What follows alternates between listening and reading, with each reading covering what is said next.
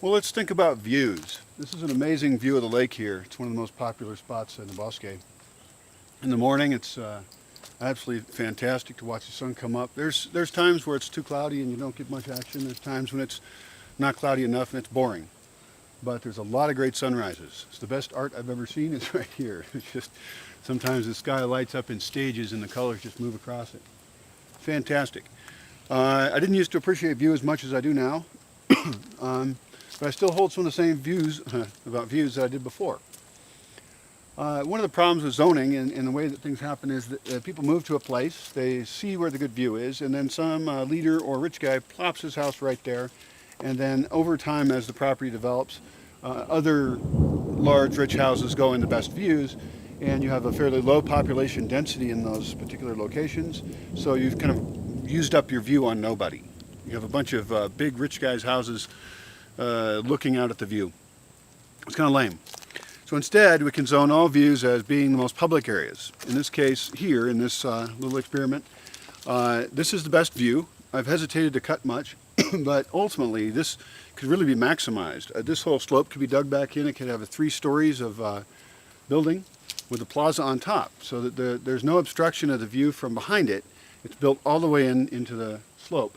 And so you can be open air walking around on top and have an excellent view as well. Down below, the nice thing is this is east over here, so the morning sun comes into the building in a lot of windows, and that building perhaps is even heated by solar hot water heaters that are just below it on slope. That hot water comes up into the space. What you've then created is a space that's always warm, that has a really nice view at least twice a day, well really all day, and you can have a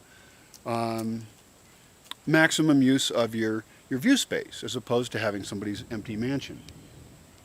In this particular case, this would all be mainly public area. I don't see any reason for anyone to sleep at a view. There is getting the eastern light, which is nice. It could be that there could be a nice guest spot for very high value experiences for people, but at least in this case I wouldn't see it as a lot of housing. That seems like it would be a waste of the value of this view. The other thing about maximizing the use of this view is it keeps me from being tempted. I think you get tempted as you walk around, you're like, wow, if I just cut some trees right here, there'd be a view over there and it'd be really pretty. I think that's dangerous. What I've done is cut very few trees right here to have a view, and it was already here when I got here anyway. There's a nice view of the sunset, and that's just difficult to get. We don't get great sunsets here anyway. But in the other spots, I so far haven't done it. I did girdle a few trees and learned about how hard it is to actually make them die. Some of them are pretty tough.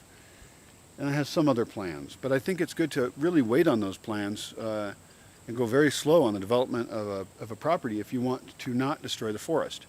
Certainly I've driven in western Washington, where I'm from, and gone into places where they're developing it, and they'll take bulldozers and they'll sculpt the entire property and kill all the soil. Not necessarily bad, I guess, although at the end of it there's far less biodiversity than there was before. They can't really replant it or recreate it very well. So I don't really recommend that, and that won't be happening here. So far I haven't had a bulldozer yet, and not that I'll rule it out, but you want to think really slowly and definitely not fall for the temptation to make excellent views.